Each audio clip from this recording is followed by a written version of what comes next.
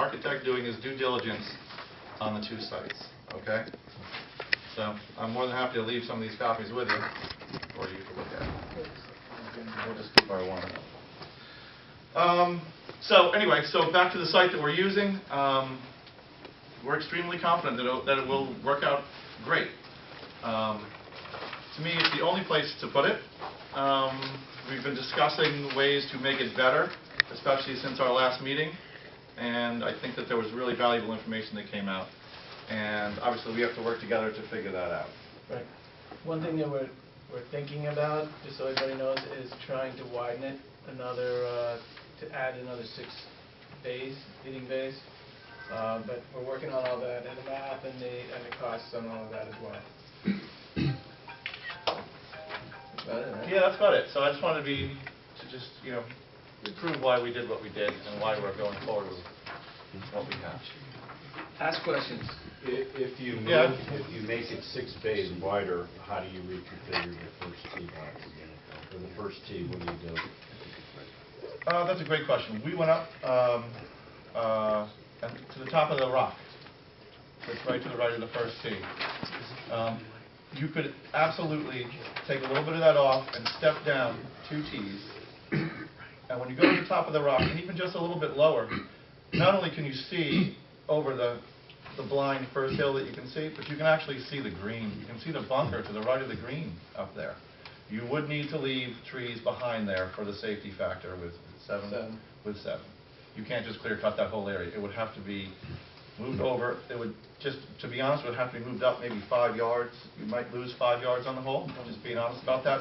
You have to do that for safety reasons. If you walk up there yourselves, go to the back of the tee and see where you end up right now. If you're up there, you know, there's a couple good trees that you would have to take down that we do not want to take down. So there's a... Plus you have that outcropping, the rock up there that's kind of a natural... It's a protection. It would be just fine. It would be just fine. But you need to keep the right trees up there. I'm a big tree person and they have to stay. But you could move it. Does everybody understand where that is? You guys obviously know it. But everybody, any questions as to where that would be? Moving the tee to the right of where it is? Okay. What else? What other questions?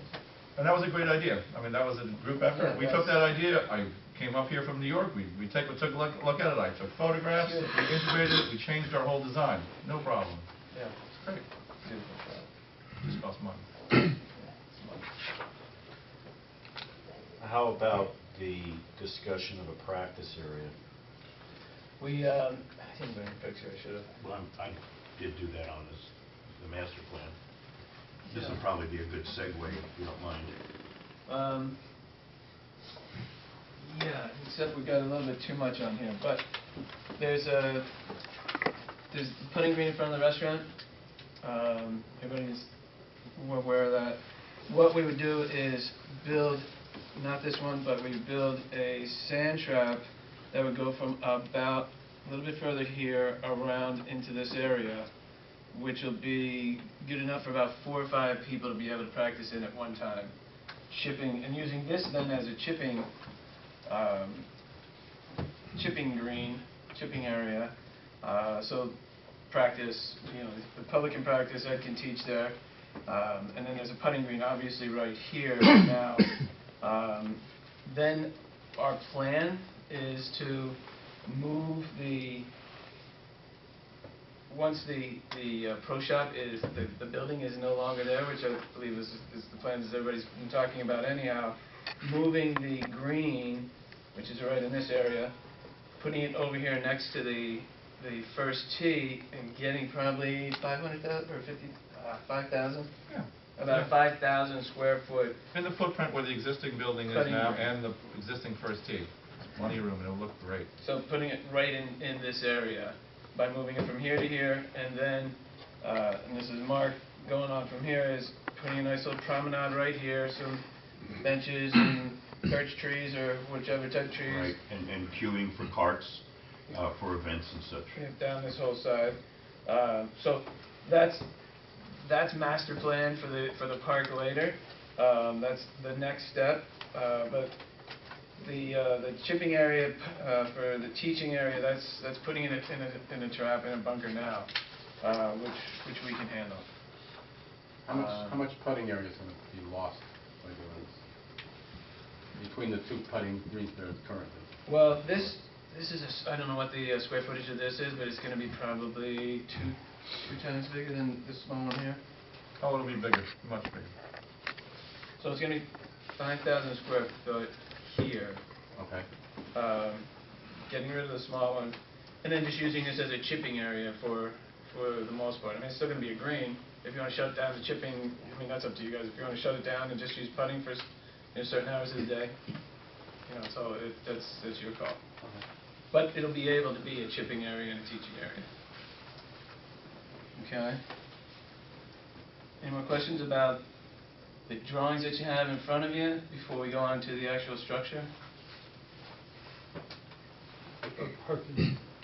Parking is all going to be the same. We're not going to be adding any parking at this point. We've done a count of the parking lot and parking spaces, and it seems to be adequate for the P&Z is okay with it. increase. And what about congestion of people in that area on a Saturday afternoon with all the tea times they're taking and the administrative office and the pro shop? Okay, here's Everything is going and the people are coming in and the golfers and things are... Here's how it would work. From the congestion side, up here is where, this is the restaurant, by the way. Alright, so up here is where the drop-off area is now for the bags. Yep. So this would be where you pick up your carts in this area and drop off your carts. So the only people that are going to be coming down into this area are people that want to use the range and go into the first tee, and people that want to park. And how about going to the executive office?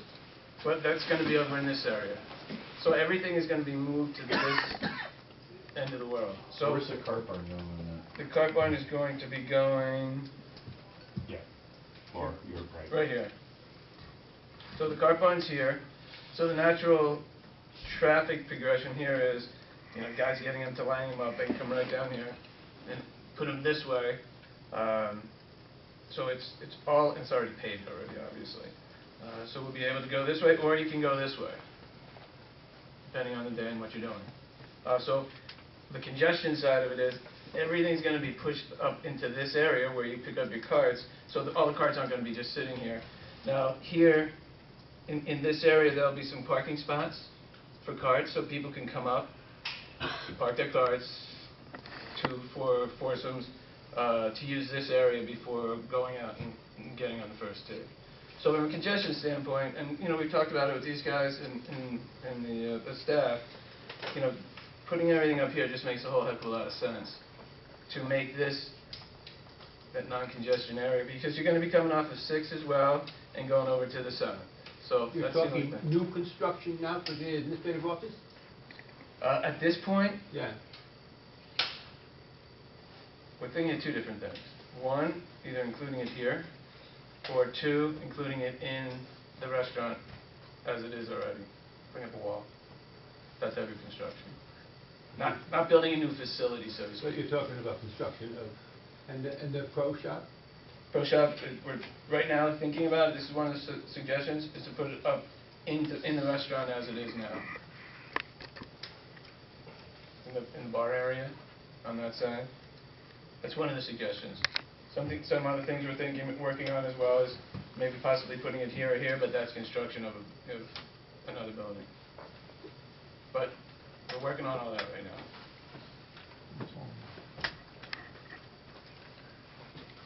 Just real quick, if that cart barn was to be moved there, wouldn't there be necessary cart paths just to service golf carts and not having traffic turning and entering within it? Well, I know it's already paved.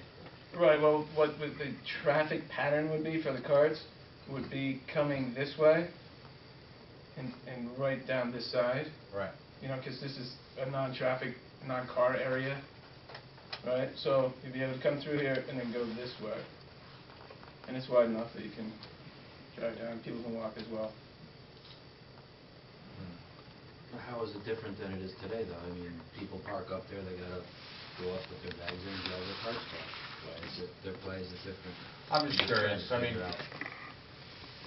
usually when you surrounding a car path, a car barn, you'll have cleaning areas and areas where you come in and out of one side to enter, another side to exit. Well, it's gonna be the cart barn. It's gonna be very similar to the one that's already I over here. understand. I was Yeah, curious. just think of it as the same, or very similar. We'll set it up so it's, people come in and out, and you can clean. The one comment I would make, Jim, is you can't put the admin office in the golf cart. That won't work. That's just my comment. Yeah, no, that's fine. And we talked about that. We need to try and fit it in with the golf shop. Yeah, and You know, the whole concept of offices today is interesting, though, because really there aren't any anymore. It's all open floor plan, it's all, for you and Ed having an office to work in, I understand that. But in a lot of respects, for real back office support like accounting and that kind of thing, normally it's a back of the house operation, it's not in the front of the house. And I think what you're asking is to put an administrative function in the front of the house where it doesn't belong, so. But I'm sure we can work it out. we'll work on it. The other thing is, I don't know if you wanna, here's the Oh, picture. there it is, Here's yeah. a picture Sorry, I forgot it. of the, if you wanna pass that around, you can see the, trap in the front of that. That picture was, that photograph I took from the deck of the restaurant. What now, the other trap that's If you wanna brought in, scroll but up you're and not down, you can move building, the what's mouse. that for? That's for nothing. That was Mark being creative. Where was that group? Yeah. Oh, yeah. Picture, yeah. So, and you can see how that lays out and takes up this whole corner. And so this will not be there. It's been changed. So just to talk about what it is that is, where we see this going, is one, we want to put the pro shop up with the restaurant.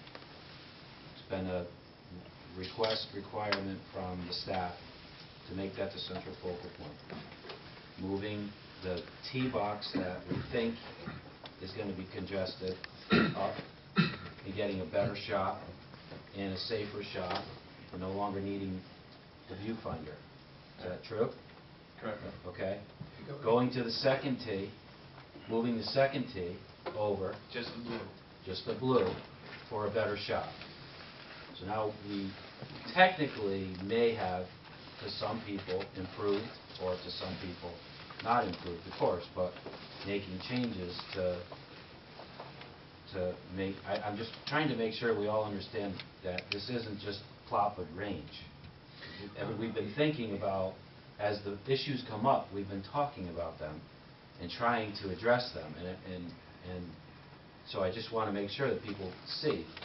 Moving the first tee, moving the second tee, the sixth green is an issue, and it comes up again, so. The sixth green, did you guys talk about it?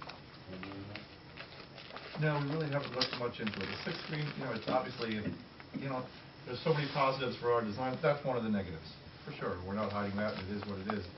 The fence is about 15 feet behind the green, the poles. Yeah. There's an existing dirt path right there, and the poles are going right on that path, if you want to take a look, once the snow melts. That's where we're proposing that they go to.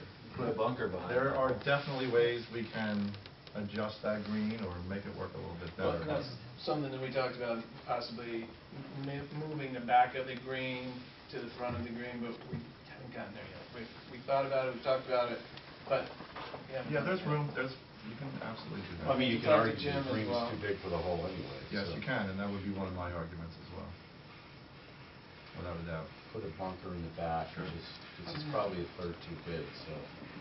Absolutely can do that.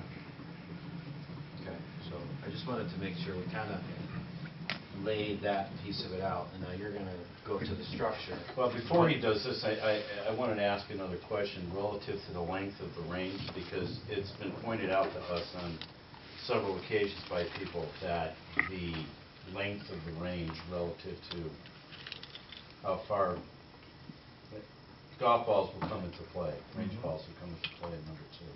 And I wanted you to kind of address that issue. Oh, for number two, for the existing tees on Yeah. two? Sure, absolutely. I mean, that is a concern. that's not a perfect situation. We're gonna, put up the biggest nets that we can to contain the balls. It's as simple as that. Yeah, we'll go up to just about 100 feet in netting. I mean, talk to Ed. I mean, Ed was out there and banging some balls and further than we can. Sure. But we've talked to our netting guys, and we can get it so it's going to be 90 to 100 feet high back there. You're right. The back left is the biggest concern for the netting within our design, without a doubt, and we are well aware of that. You have elevated land back there as well. You do. Yeah, so it's going to be on the So top. the net itself is not going to be a whole, the elevation is going to be 100 to the top, not the Yeah. whole net. Yeah, and it can actually be larger than that by putting it on top of the elevation and keeping the netting If you at the need it. 90 feet. So then it's going to be, what, 20 feet back there above? So it'll be over 100 feet worth of netting. Just curious, same issue behind the restaurant at the end of with 18? At 275, would it still go over the net? I'm just asking. In that, Yeah. it's the same exact concern, although that's downhill. And, something I didn't mention in that design as well, everything after 175 yards, you cannot see. You would not be able to see. The primary Dips down. design of every good range is that you can see your ball land and roll out, so you understand where your drive has been. With that giant drop of elevation, there's no way, unless you filled up maybe 30 to 40-foot retaining wall right in front of that home at the end of that range, that you could see where your ball would land. Ours is gently up, maybe 10 feet. Basically, you have a natural area. In the area where we're putting the range, there's a low spot right in front of the existing tees. That's going to remain completely natural as it is, so we don't change anything that has to do with drainage. That is just going to still remain at the exact grade, that low spot, and then we're just going to gently go up between 5 and 10 feet to the end of the range and put in our target greens, and that's it. You're going to have perfect sight lines everywhere to see your ball land. And it's not going to be anything radical at all. Yeah, you won't notice it, but it's going to be shooting up. I know it's Are tough. you taking away the parking in the back of the restaurant that's for the restaurant now? No, we're not taking anything away. No, this is on the grass. This is the grass area back here. Yep. That's where that's going to go. So the parking for the restaurant will be the same employee parking, that you'll use some of that, of where that is? Yeah, we'll use some of the employee parking for the range, and since everything is moved this way anyhow, the parking lot up here, where Jim's stuff is, that would be more for the employees.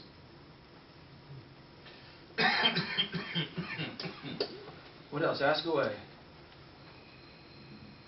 I will say, in my business, we've designed more than 25 new golf courses and worked on over 250. When it comes to the staging area, in front, the first tee, the putting green, what you can see from inside the clubhouse, there's always a lot of goals to have. And a couple of the goals are that the pro needs to have control over the environment, meaning if we're going to build a brand new clubhouse, buy the first tee, buy a driving range, buy a putting green, it's really an optimum thing for the person who's at the register, who's ringing it up, or just within the pro shop. You want to look right out the window and see what's going on in their surrounds and have control over it. So we're really trying to get to that for your staff, in this design. When we take away we'll be able to see the first tee. We would love to see the first tee for the pro shop, see the putting green. Also, every pro has always told me there's never enough asphalt, meaning for giant outings, for a lot of people, congestion, there's never enough asphalt for people to walk around. Now that might sound a bit strange, but our promenade and all this stuff, we're absolutely taking into consideration lining up carts. Whether you want to line them up in the morning when you're going to be really busy, whether you want to line them up and point them in different directions for outings, all of this will be within this design to facilitate proper golf that's on the golf course, with our traffic that's coming into the driving range, with the traffic for the restaurant walkers. We'd love to light up this promenade, maybe put some beautiful trees that are lit at night, make it look like something special, like everything's integrated together. So we're not really just looking at just the range here, we're looking at everything. And we're trying our best. And any ideas we'd love to hear. So can you walk me through the user flow? Let me see.